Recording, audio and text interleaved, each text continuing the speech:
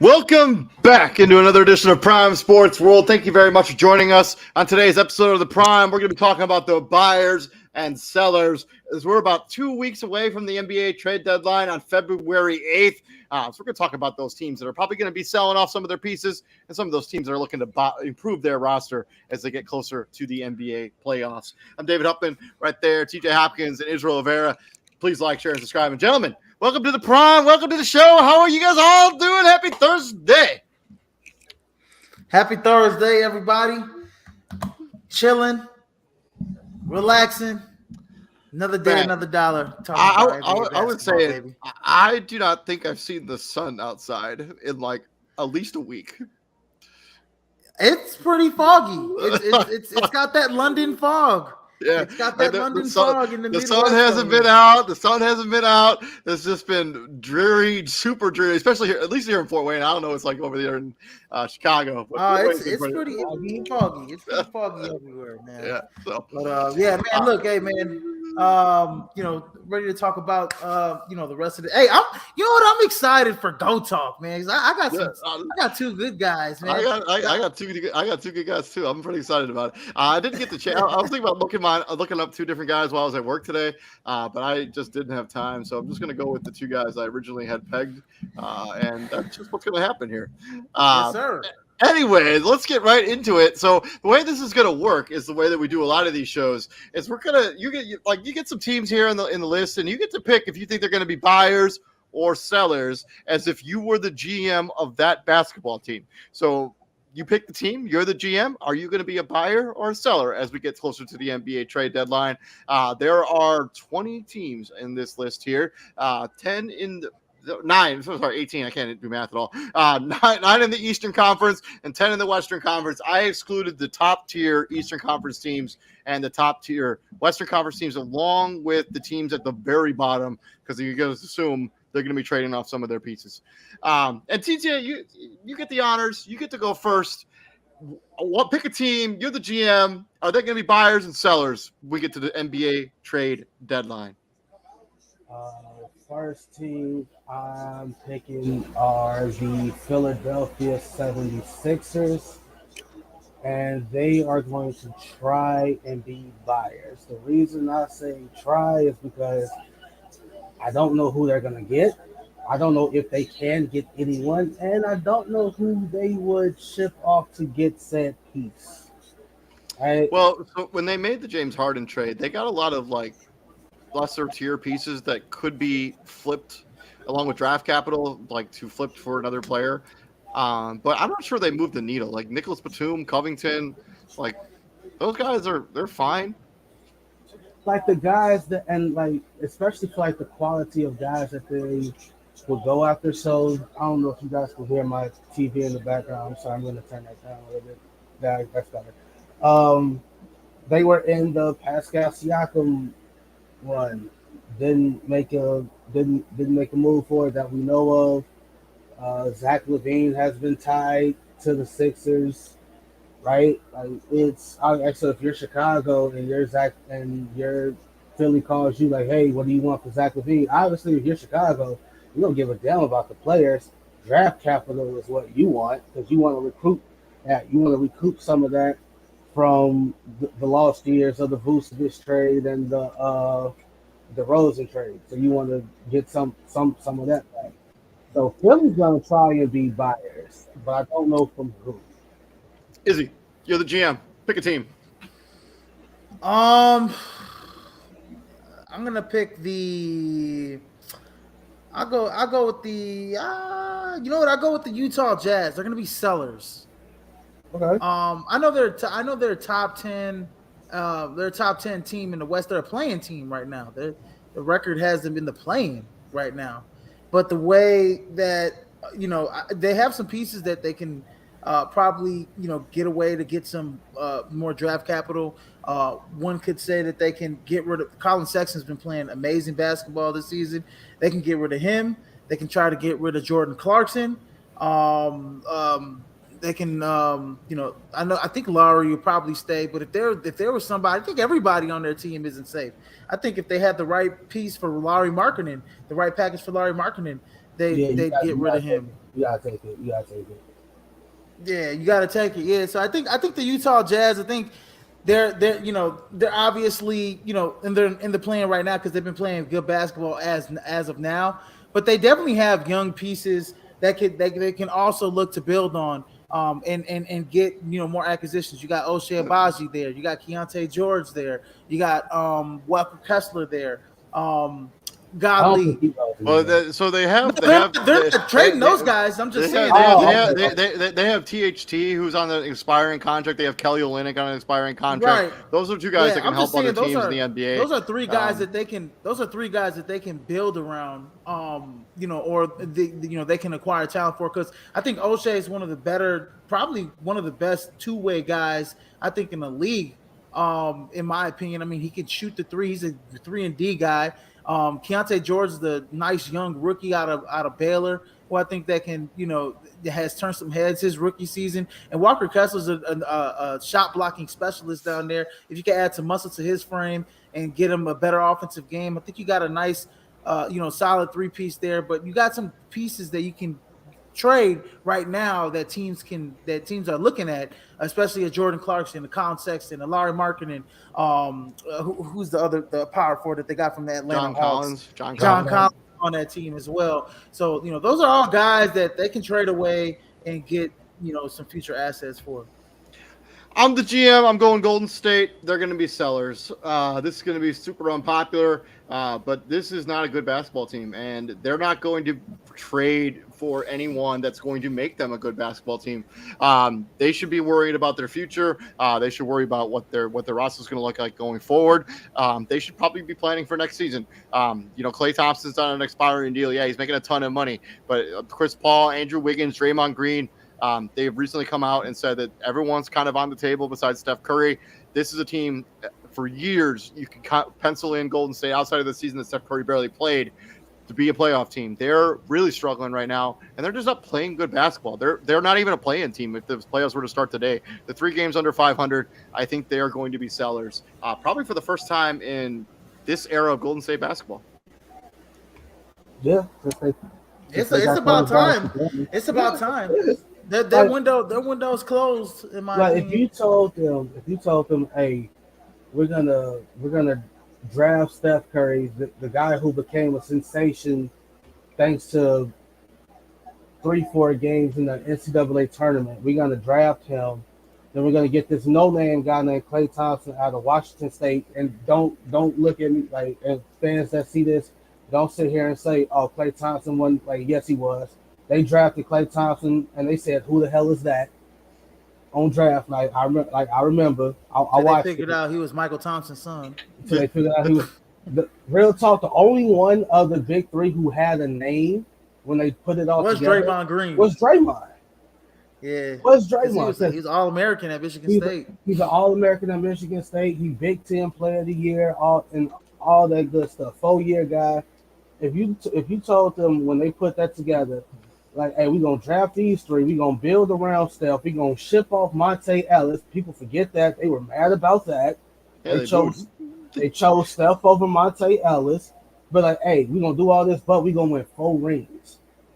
I think they'll take that. It's like it's part of being a GM is realizing, hey man, this shit over. And not to mention, this is why Bob Myers left this job. He didn't want to be the guy that pulled the plug on this. Well, another thing about Golden State is that now they're finally starting to play the young. Now they're finally starting to play some of the young pieces that they had. Kuminga had a historic game last year. So yesterday, he did have a historic game last night. Look at that, David. 25 points without missing a shot. TJ, GM, go. I'm gonna go to I can't do that. I'm gonna go to Brooklyn Nets. I think they're sellers. I just think I don't like the collection of talent as is. It was nice, season like I think it was nice like last season, like they put it together.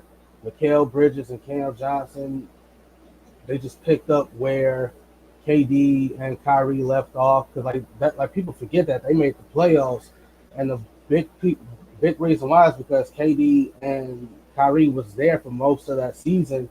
Then trade deadline, they shipped both those guys off, and they just picked up where they left off and rode the wave into the playoffs, and then they got bounced by Philly. Now you see this team for what they really are. Like, they on some nights they can hang, but from more often than not, they really can't. They're extremely limited on offense, especially. I think they can hang with teams defensively. They just struggle to score the basketball. They have a collection of talent that just sometimes doesn't make any sense. Like Royce O'Neal, Dorian Finney-Smith, Cam Johnson, Cam Thomas, Spencer Dinwiddie. I think if they're going to trade anybody, it'll be Spencer Dinwiddie. I think Cam Thomas is the guy that you don't want to trade if you're them. And obviously Mikal Bridges, Cam Johnson is another guy. But look for those other guys to possibly be moved, like Dorian Finney-Smith, like I said, Royce O'Neal, Spencer Dinwiddie especially.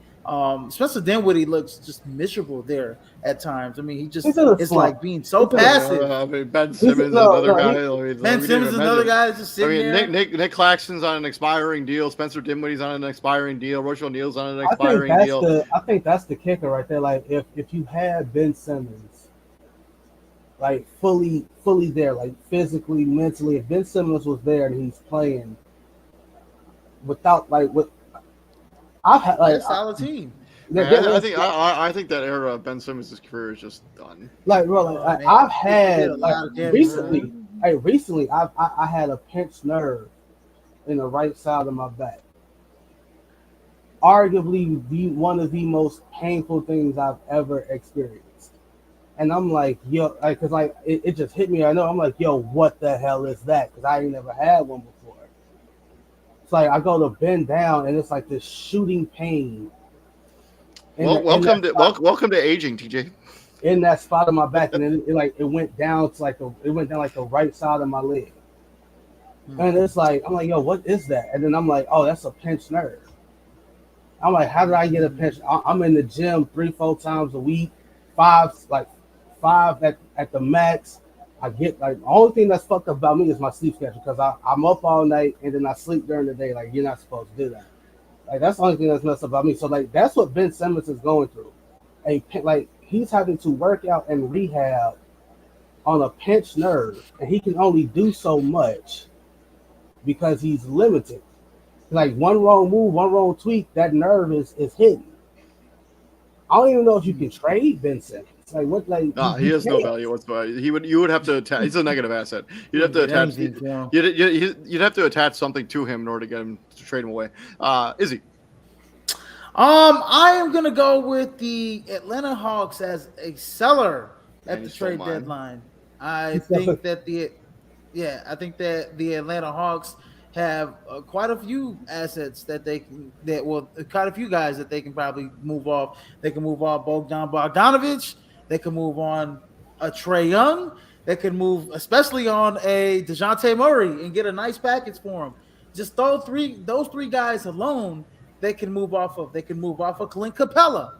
No, there's a lot of teams, Sadiq Bey. There's a lot of teams that could use all of those guys, obviously, but that just collection of talent is just not working out for whatever reason they thought it would be. And they're all nice players, and I think they all need a fresh start, except for like Trae Young, right? Trae Young's a guy you can keep on Atlanta and keep building in Atlanta, but I think DeJounte Murray's definitely a shooter. Yeah, DeJounte Murray's definitely a star. But when Trae Young gets back, it's like, okay, well, Trae Young, they're always going back and forth. They have this conflict of interest of who's going to have the ball in clutch time, and usually it's Trae Young, right? So when they originally made that trade, they thought that Trae Young would play a lot more off the ball. He just hasn't. He's a ball dominant guard who wants to have the basketball in his hands, and it just doesn't work. And it just doesn't work. That DeJounte Murray extension doesn't kick in until next offseason or this offseason, so he's going to be more difficult to trade. He's very easy to trade right now. If you wanted to trade him away, he's making $18.2 million. There are a lot of salaries in the NBA that can eat 18.2 before his big old extension kicks in next offseason. It's imperative if they trade him this before the deadline. It's imperative. Yeah. So they're definitely going to be sellers this trade deadline. To me, and I'm going to be the GM of the Memphis Grizzlies, and I think that they're going to be sellers. I'm not really sure that's even much more of a debate. I think they have players on their team that can help other teams because this is just a lost season for the Memphis Grizzlies. I think they have Zaire Williams, who hasn't really worked out at all in Memphis, but I think they could look to move off him. I think they could look to move off Derrick Rose, who can help another basketball team. I think they can move off of Xavier Tillman, who can help another basketball team. Also Luke Kennard, Marcus Smart. Those are guys like you have the core pieces right there. You have John Morant, Jaren Jackson Jr., and Desmond Bane, as your main three cogs. I think everybody else on this roster right now is available for a trade, including Steven Adams. If he was healthy, that he would be on the move. He'd be the first guy to go. I don't think he can trade it. But yeah, I think Memphis Grizzlies are going to be sellers. TJ. I don't think they're going to be sellers because my thing is about Memphis is what they're going to get back for any of those guys. Right, all they keep them like all those guys have value. I think you could still get a first round pick for Marcus Smart. I think you could That's the only guy. I think you could still get a lottery protected first round pick for Derrick Rose potentially. Ooh, that's like tough. a real desperate team that needs a spark scoring punch. Like he hasn't played pretty much all season. Yeah. Maybe not. I mean, maybe not. But I think if you're Memphis, this is not a season. This is not the way you planned it out. And I agree. And next season, Marcus Smart is probably going to be a bench player on your team next year. Like you only really traded for Marcus Smart this year to get through the first 25 games of John Morant's suspension. I agree with you. They're sellers, but it's just like, who the hell are they going to get for any of those guys? I totally agree with you that they're sellers, but I'm like, who the hell are they going to get for any of these guys? Now that I think about it, I'm like, no, none of those guys have any type of value that you're going to want. Like, you'd be like, what the hell? I'm going to get a second round pick for this guy? Yeah. I mean, sometimes TJ, you're the GM. The Houston Rockets are going to be. I think the Houston Rockets are going to be. I think they're going to be sellers. I think the Houston Rockets, they need that one vet that can and they got it. They kind of got it in Jeff Green, but Jeff Green ain't the guy to be like, hey, it's 99, it's 99, 98. You're down one. You need that bucket in the clutch. Jeff Green ain't that vet. They need that vet like how Paul Pierce was, for the Wizards. I mean, they're hoping that Fred VanVleet, Dylan Brooks, and Victor Oladipo can be that vet, but that hasn't. Oladipo is still on the Oladipo. roster. He is, yeah. Yeah, I think Oladipo. I don't think he's playing. I think he's. No, he he hasn't injured. played. He hasn't played not one lick Yeah. all season. God. I think they have a collection of guys. I think if you're looking at the Houston Rockets, I think you have some young guys that you can kind of put together that you can get that veteran piece. I was thinking about them, being. It's kind of weird that you say buyer sellers. I think they're more or less on the buyer side because I think they know what the young nucleus is, right? You got LP, you got Jalen Green, you got Fred VanVleet as your vet at the point guard position. But then you got some young guys that you can probably get off that you can get maybe a nice little vet for, like Jay Sean Tate. You got Tari Eason there that you can get off. He was a nice young player as well.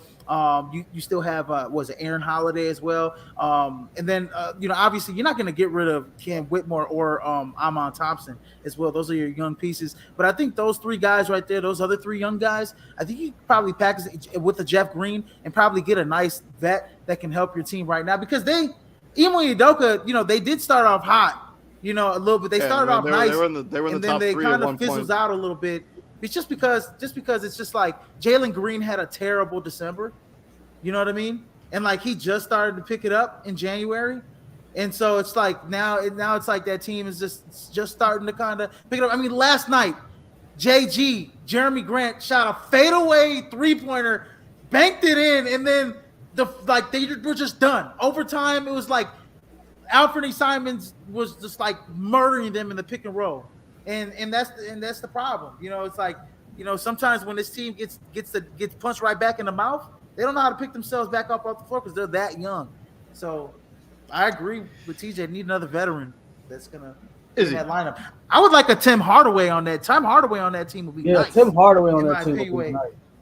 Yeah, like they need that one guy. For them. Like they need that one dude who. Like that one vet guy, like say they up big and the other team start to go on the run, they cut into the lead. They need that one guy to be like, all right, hey, slow down, give me the ball, let me get a bucket. They need like a like Justin. They need like a DeMar DeRozan type dude to be like, hey, slow down.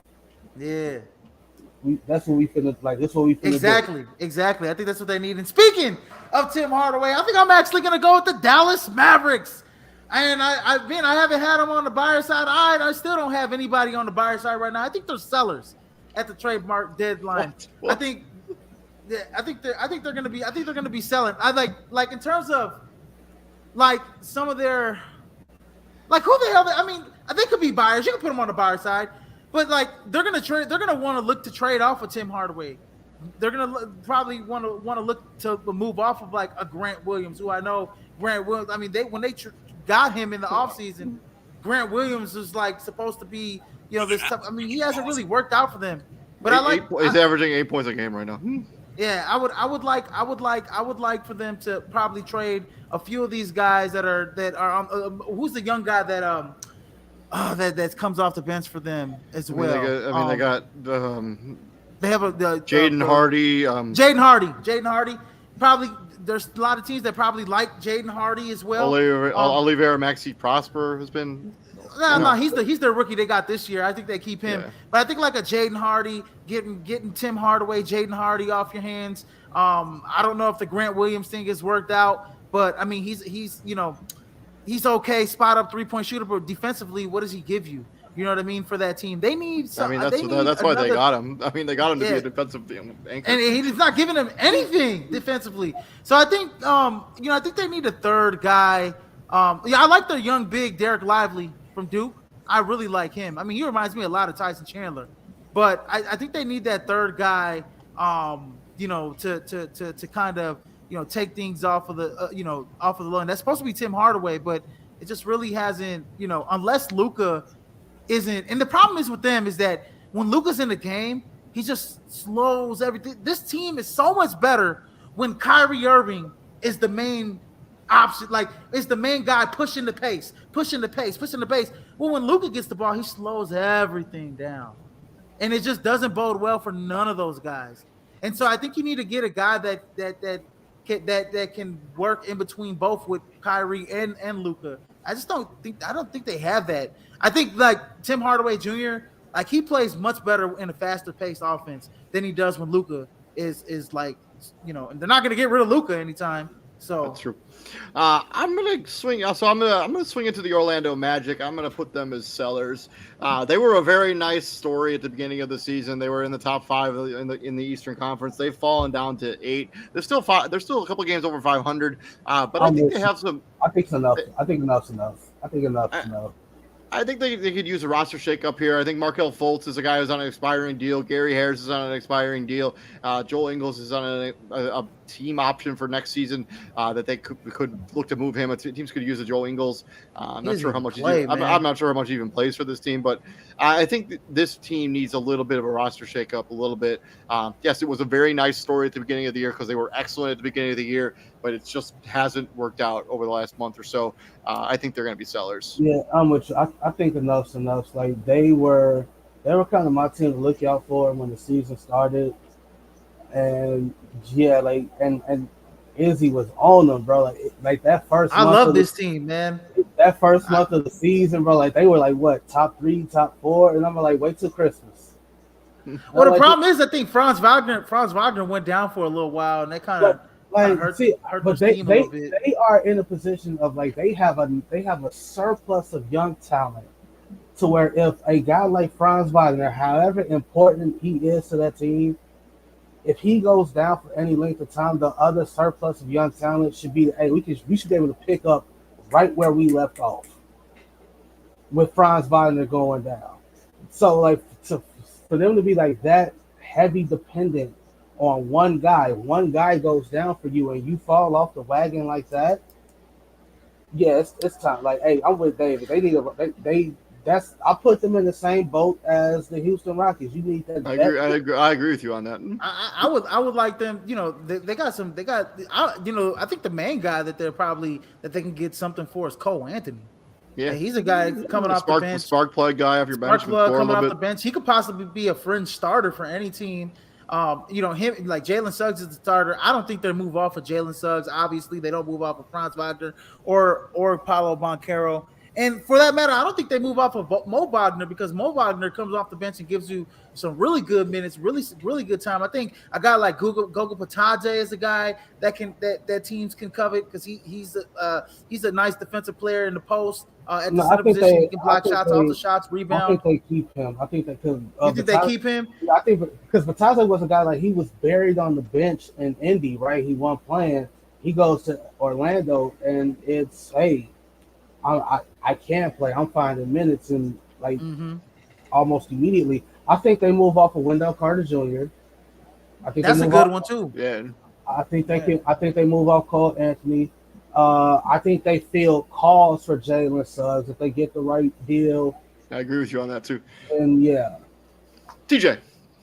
Okay. The Lakers are gonna try to be buyers. They're gonna try to be buyers.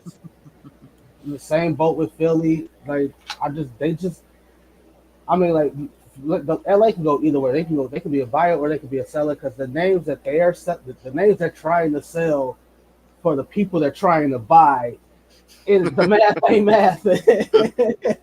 Like you try to get like you want a Zach LaVine type player, but you trying to give us D'Angelo Russell and Torian Prince like that. No, that the math ain't math. Like you want Zach LaVine without trying to give up Austin Reeves. Like people are gonna covet Austin Reeves. Like they're gonna call you about Austin Reeves. They're gonna try to be biased because it's the Lakers, right? Like I hate the basketball people that be like, hey, the NBA ain't without the Lakers. Yes, it is. The NBA is gonna be fine if the Lakers suck.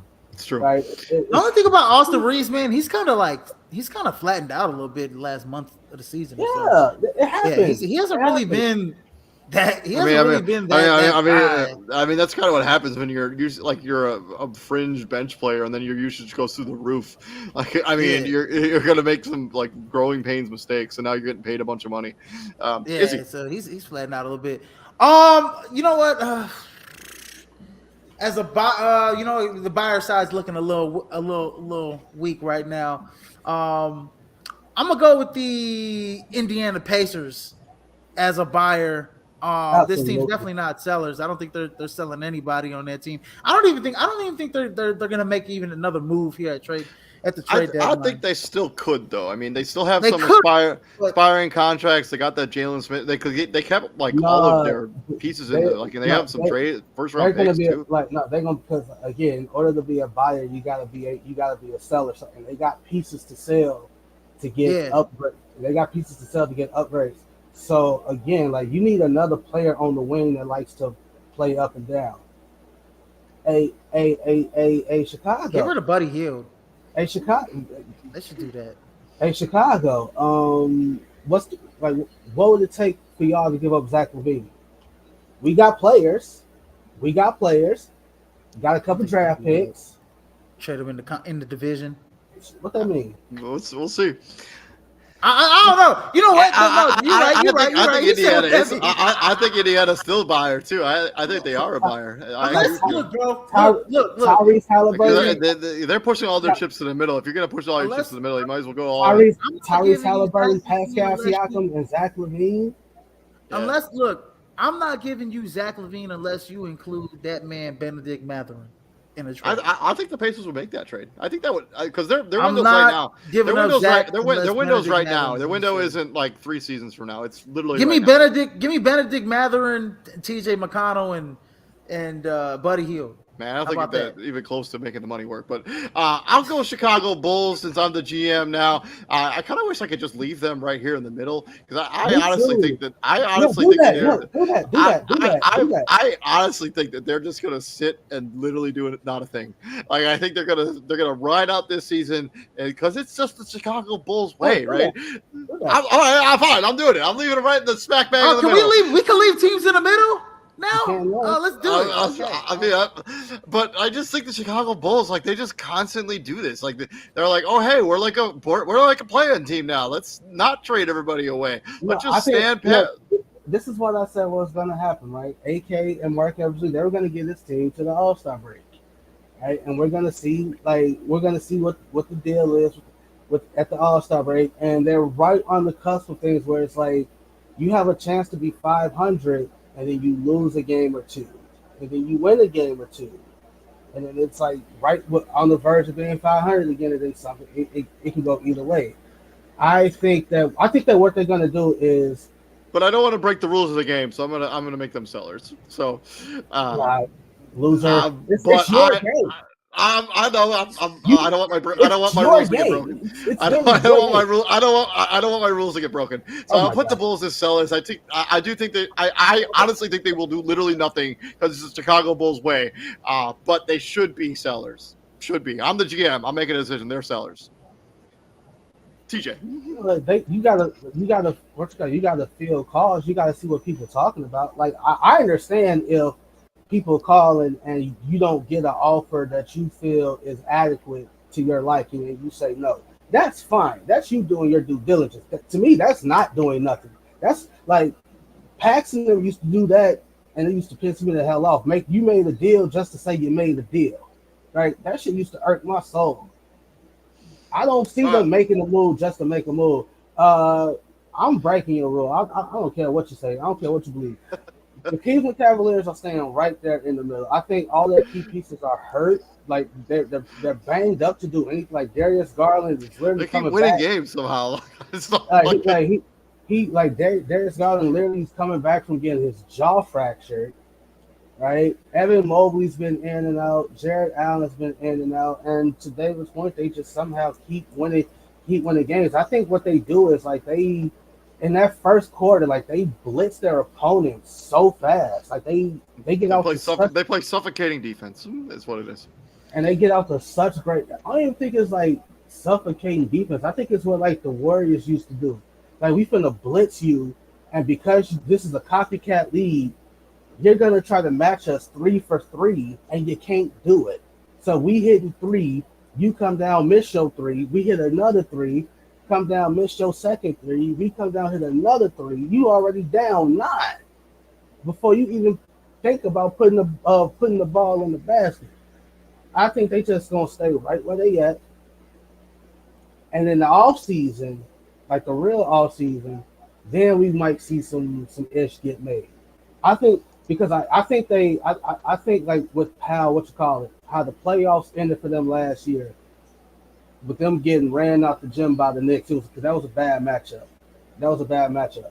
I think they see what they do this year, stand packed throughout the playoffs, and if they get bounced early, then we might see some tweaks, some changes to that whole team. Izzy.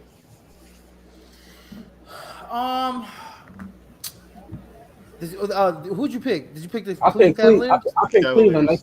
They stand right in the middle. I'm breaking his rule. They say, "Oh, you going against the rules of the game?" Yeah, yeah, man. Honestly, you have a few teams I think that are going to stay in the middle here. I think when I look at it, I think like OKC is going to stay in the middle as well. I'll go with OKC.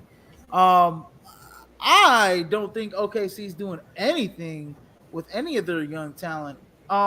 If anything, you know what? I'm not. You know what? I'm not going to do that to you, David. I don't Put care. them as a buyer. I'm not going to lose my. No, you know what? I'm not OKC, losing. I'm not going to lose sleep over this. I have real problems. I know. No, I'm saying I'm trying to play your rules. Okay. Put OKC as don't we all? Put OKC as buyers. I think they have a guy like Jalen Williams, who's not getting a lot of play. Who's a young guy? They could probably get they have a million first-round picks. They have a treasure chest of assets still, and they have players like Davis Bertans who doesn't play for them. Like they could package up a bunch of if they get a disgruntled star, get a veteran. That can help them out if you could put DeJounte Murray on this team, or something like that, oh my God! If they could get I mean they get DeJounte Murray. I don't think they get DeJounte Murray because J-Dub's been kind of playing that point forward role, and he's doing a damn good job at it. And then you still got Josh Giddey. Josh Giddey's a little bit of an interesting situation, right? With everything that's going down off the court. Well, they may look to get rid of him, but he's been cleared of all criminal misconduct. So, no, the NBA's Josh Giddey. I mean, the NBA might look into it, but he's been cleared of all misconduct. Yeah, but then still, he doesn't really fit on this team right now. Like I think they'd be like if there was a guy I think they would move to try to upgrade this roster, it's Josh Giddey. Yeah, and so. So him. I mean, but not many other pieces. Like they're not getting rid of Lou Dort. They're not getting rid of Jalen Williams, J-Dub. They're getting rid of the other. They'll probably get rid of the other Jay Williams. But people were calling in droves about Hendrick Williams. For his contract extension. They're not getting rid of a guy like Isaiah Joe, who's an absolute fireball from 3-point land. I mean, they're not getting rid of those guys that have been major contributors to their team. So the Oklahoma City Thunder are buyers, and right now they're laying second in the West right now. The number one seed, the number one record in the NBA right now. Number one in the Western Conference. Just became that. So very young team, number one team in the West right now. They're looking to be buyers right now. I'm swinging back into the Eastern Conference, and I actually think this is my first buyer of the entire video. I'm going to the New York Knicks. I still think even with the OG Anunoby trade, I think they're still going to be buyers. They have 4 first-round picks in this upcoming draft. None of them are especially valuable, but they do have some expiring contracts. Evan Fournier, who barely plays on this team. Mitchell Robinson, who's been banged up, barely plays on this team. Quentin Grimes still has some upside there. I think that they could look at for a damn year. Oh, is he now? Okay, I didn't. Yeah, he's out. Yeah, I think he's out for the year. They don't have him listed as injured in this on the trade machine. But the Knicks still have 4 first-round picks. They also have all the assets in the future. I think you're pushing your chips in the middle with the OG Anunoby trade, who's going to need a new contract anyways. So I think you go for it, and I think the Knicks are going to be buyers. I don't hate that. TJ, I don't hate that at all either.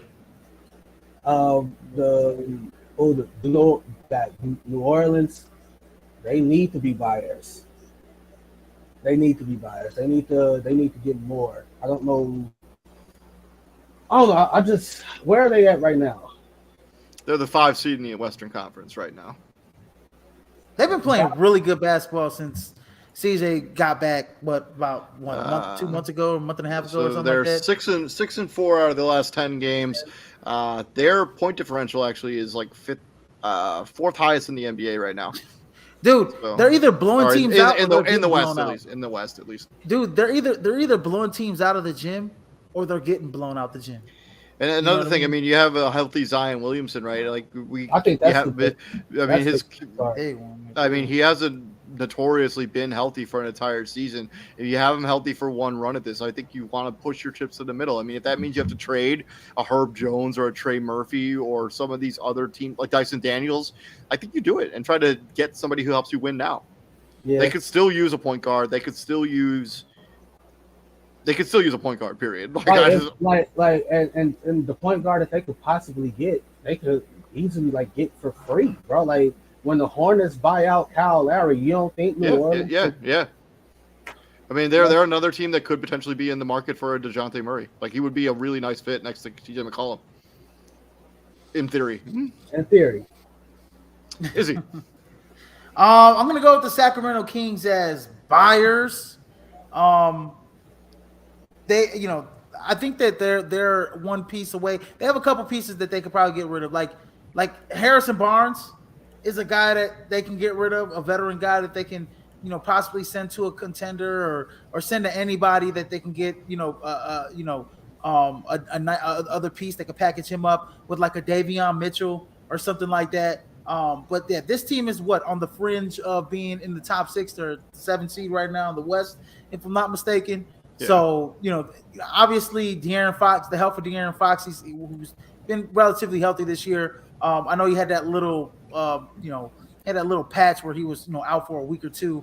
But, him, Malik Monk coming off the bench, Domantas Sabonis, Kevin Horter, those guys, they have some guys, they have some pieces on that team that, they can, make it to the second round or so and make some noise, but they do need, another piece on their team. I mean, I know the Zach LaVine stuff has been floated around. I mean, he's a guy that would fit perfectly on that team. I just don't know who they would give up to get Zach in Sacramento.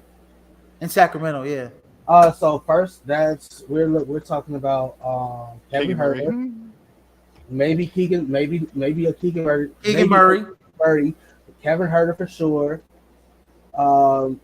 I don't want to get rid of Keegan Murray if I'm there. I would want Chris Duarte too. I would want Chris Duarte. Don't play at all. That's another guy. He just doesn't play at all for them. He's just on their bench for no reason. They're not using him at all. Same thing with Davion Mitchell. Same thing with Davion Mitchell. You don't play at all either. They off the bench. I think they got Vajenikov, who's number 7. I always call him number 7 because man, that dude has a fireball. And then you got Trey Lyles as well. Trey Lyles is shooting that 3. JaVale McGee coming off backing up Domantas Sabonis. Malik Monk, obviously. If you're the Bulls and you trade any of the guys that we're talking about. So if you trade Vooch, if you trade Zach, if you trade DeMar, if you trade Alex, you want young talent, yeah, but you also the big thing that you want is draft compensation. These next few draft classes are going to be absolutely stacked. Like 2020, like this year, 2025 for sure, because we're expecting Cooper Flagg to be the number 1 draft pick in 2025. You want to be in the running for him, 2026, and so on. It's like the next 2-3 draft classes are going to be stacked. To the final team, Miami, and I kind of made my thoughts pretty clear about the trade we talked about yesterday when we talked about Scary Terry going to the Heat. They're still buyers. They got their ass kicked tonight, so I still think that they will look to shake up this roster. I know they're leak on the draft capital now, so the only draft pick they can trade, I think, is in 2030 or 2029, maybe, or 2030, one of those two. But they have some decent players on their roster if they wanted to try to package up Tyler Hero's contract with a Duncan Robinson, with the Caleb Martin, with a Josh Richardson, and kind of Nikola Jovic, who still has some upside, doesn't play much for this team. I would like to see Miami still try to get another scoring punch or just shake up this roster a little bit. Miami is going to be a buyer. when it's all said and done. And that's how everything shook out here on the Prime when we talk about shopping with our buyers and our sellers. Let us know down in the comment section how you think we did as the GMs of these basketball teams. But yeah, that was pretty fun. So moving on from there, let's go to GOAT Talk, a staple here at Prime Sports World. And that's right, we all have one, and I'm going first. Are you guys ready? Yeah. All right. The first guy was drafted in the first round, the 8th overall pick in 1985. He played for the Dallas Mavericks, Indiana Pacers, Seattle Supersonics, and the Portland Trail Blazers.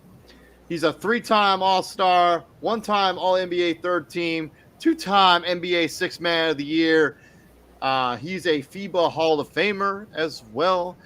He averaged 14 points a game, 6 rebounds a game, and 3 assists per game. I already know who this is. He played from 85 to 2001. Arvydas Sabonis. It is not. It's not Arvydas Sabonis? Wait, hold on. Say that again. Say the 3 teams he played for. 4 teams. He played for the Mavericks, Pacers, Supersonics, and Trailblazers in that order. FIBA Hall of Famer.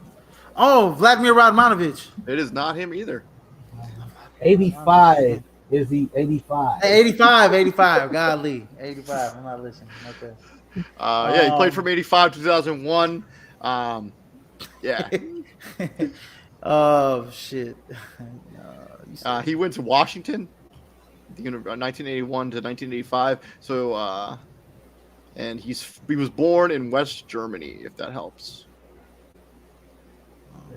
85. Is it Detlef Shrimp? It is Detlef Shrimp. Detlef Shrimp is player 1. He was a German Player of the Year in 1992. He was the 3rd-team All-American at the NABC, which I'm sure is not a thing anymore. 2-time, first-time All-Pac-10 as well. He's going up against the player that was taken in the 2nd overall in 1998 by, I can't even say who. Anyways, there's the team he played for. He played for the Knicks, Heat, Wizards, Hawks, Kings, and the Vancouver Grizzlies. He's an NBA All-Rookie First Team. He's an NCAA champion in 1997. It is not Christian Laettner. He averaged 15 points a game, 3 rebounds a game, and 6 assists per game. He's got a gold at the 2003 FIBA Championships as part of the Team USA. Ain't Christian Laettner. Okay. What college did he go to? He didn't say. I did not say. Huh? He won the NCAA title his second to last year he was there. 1997? Yeah. Mm-hmm. And I was trying to remember who was 1997. And what teams did he play for again? Go ahead. He played for he was drafted by the Vancouver Grizzlies, and then he played for the Sacramento Kings. And then he went for the Knicks, Heat, Wizards, Hawks. You said Vancouver Grizzlies. Wait, how long did he play again? He played from 1998 to 2012. Mike Bibby? No, it's not Mike Bibby. It is Mike Bibby. Mike Bibby is player B. Mike Bibby is player B. So Detlef Shrimp versus Mike Bibby. Both about the same. Ain't Detlef Shrimp a big man? No. Detlef Shrimp's like a shooting guard, small forward. Small forward, yeah. Mike Bibby a point right there. Whatever. I thought you had shooting guards, David. I mean, yeah, I was going to redo. I just mentioned this at the beginning of the show. I was going to pick 2 different guys, but then I got busy at work, and so I had to go with That's what I was thinking. I was thinking in my head, like, who the hell is this guy? Vancouver Grizzlies. I'm like, it's not Abdul Rahim. And I said guards, but yeah. Anyways. All right. Give me Mike Bibby. I don't think it's close either. No disrespect to that. Bad. Yeah, man. I think don't Mike Bibby got a title too with the Heat? He does not. He was not on it. He doesn't have a title with the Heat. He won on those teams. No. He went on those teams, those later teams. Well, he was, but I think they lost to the Mavericks, right? Was it? Yeah. Ooh, man. Ooh. I'm a '90s basketball savant. I like me some Detlef Shrimp with that Supersonics team with him and Sean Kemp and Gary Payton and all those guys. I mean, they were pretty damn good. Fuck it. Yeah, give me Mike Bibby. Yeah, I gotta go. I'm gonna go Mike Bibby too, but yeah, I Devil Shrimp is a really underrated player all time, in my opinion. What is Uh, it? Oh, I'm next. Yeah. All right. Player one. Player number one was the third overall pick in the 1989 NBA draft. He played for two teams, the San Antonio Spurs and the Detroit Pistons. He was a NBA champion, a two-time NBA All-Star, John Wooden Award winner, two-time first-team All-American in college, two-time Pac-10 Player of the Year, three-time first-team All-Pac-10. Averaged 14.2 points per game, 4.3 rebounds per game, 2.6 assists per game. Who is player 89. one? You said 89, right? 1989, third overall. Spurs and the Pistons. two teams. You won a championship, so he must have won it on this. When did he play? What time frame did he play for? 89 to what? I played from 89 to 2001. Man, I have no idea. He must have been on that Spurs, one of those Spurs team that won the title in 2000 or 2001. What they had? What they first title was? What 99? 99. Yeah. That lockout season. So he was on that team.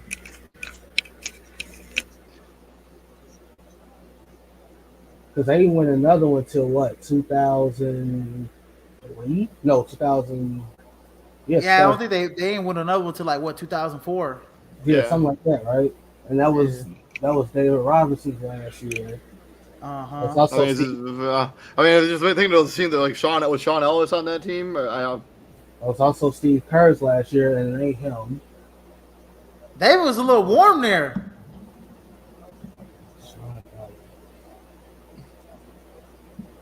It's actually Sean Elliott. Yeah, Sean Elliott. Yeah. All right, Sean It Elliott. was like Sean Elliott was on that team. I'm like, hold on, you're a little warm there. Yeah, player number one is Sean Elliott. He was two-time NBA All-Star. Won that championship in '99 with the San Antonio Spurs. And then player number two was the 17th overall pick, first round 17th overall pick in 2005. Was a one-time All-Star, NBA Most Improved Player, All-NBA Rookie Team, played for the Pacers, Clippers, and the Heat. Averaged 16.8 points per game, 4.9 rebounds, and 1.9 assists per game. Who's player number two? Pacers, Clippers, Heat, and who? Pacers, Clippers, Heat. Oh, that's it. Like Danny Granger. TJ's right. Danny Granger is number two. So we got Sean Elliott versus Danny Granger. I tend to side with players whose career was cut short because I don't tell them what Danny Granger would have been if his body didn't fail him. Like his best year was better than Sean Elliott's best year, which was 20 points per game. But also Sean Elliott had to, play with David Robinson as opposed to, Danny Granger was kind of the man in Indiana at 25.8 points per game, 5 rebounds, 2.7 assists, and 1 steal, 1 block. I think 08-09.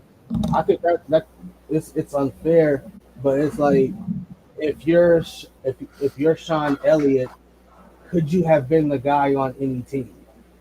Right. Like if a team were to trade for you and be like, hey, we're gonna make you the focal point, could you handle that?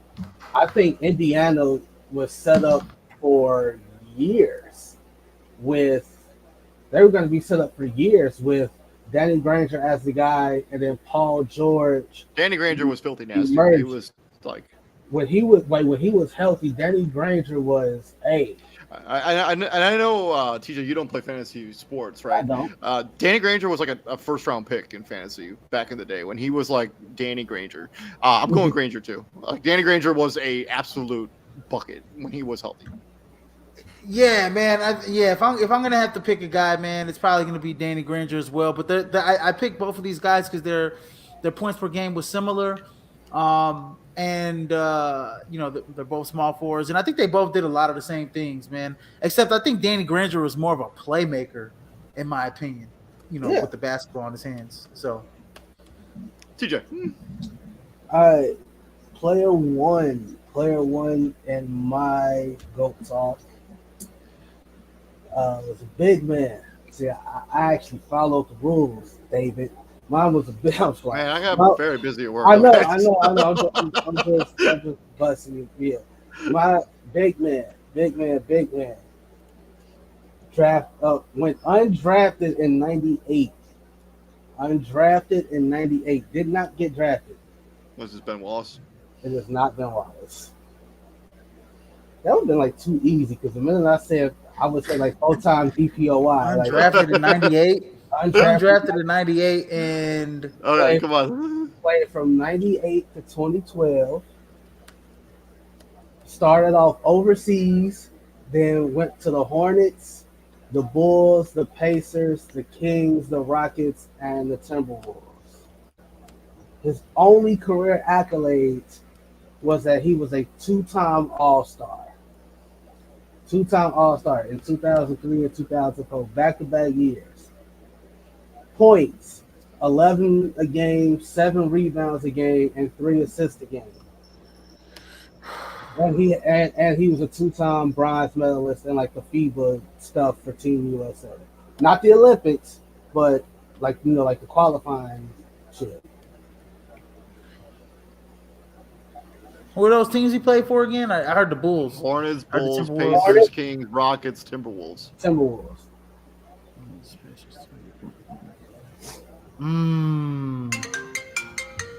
What about that? Shit.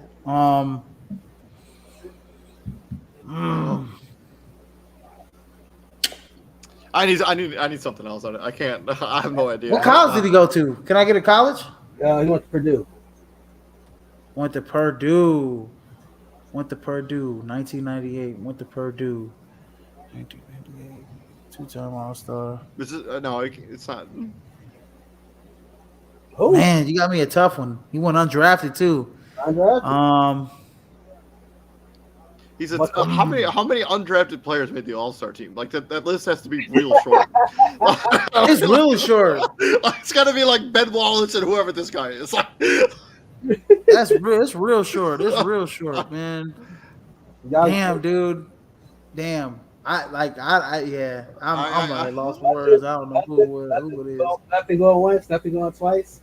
Nah, you got me stuck, man. It's Brad Miller. Player one is Brad. Oh my God! You know what? Fuck. You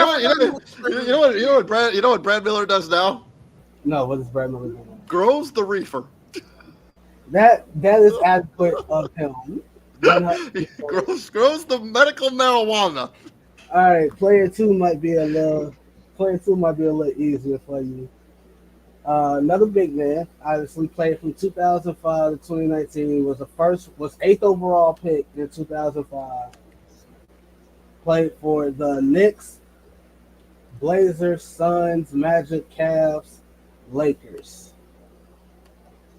Knicks, Blazers, Suns, Magic, Cavs, Lakers. One-time NBA champion, one-time all-rookie first team, couple awards in college, two-time first-team all-Pac-10, Pac-10 all-freshman team, McDonald's all-American. I only give you about that shit. Points, 9 points a game, 5 rebounds a game, and 1 assist a game. One-time champion. 8th overall pick in 2005. Out of Arizona. Because I know Izzy like to ask for colleges. Out of Arizona. Out of Arizona. 2005? Channing Frye? Channing Frye, player 2. That was a little easier for me. Because once you said 2005, I was like, Arizona. I'm like, oh, yeah, he went against my Illini team that bust their ass in the Elite Eight, baby. I'm going Brad Miller. I don't think this is. Channing Frye was a fantastic Hell no, three-point this ain't shooter. close. I'm going Brad Miller as well. Brad Miller was a certified bucket. he was also good on both sides of the he was not a turnstile on defense. Man, he was on those Indiana teams that were really good with Ron Artest. He was on those Bulls teams that were on really good, man.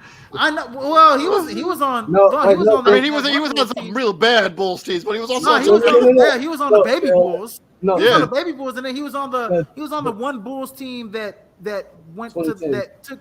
I mean, I'm pretty sure he was. He wasn't on the team that went to the Eastern Conference Finals. But he was on the team that beat the 1 seed Heat, right? When they were coming off that title, he was. Yeah, he was there for that. He was on that when they beat the Heat. Yeah. He was the starting center on that team, or we might have traded him mid-season. No, that was Ben Wallace. No, that was Ben Wallace never played for the Bulls, man. Get out of here with this. Ben Wallace did play he played for the Bulls, but it was bro,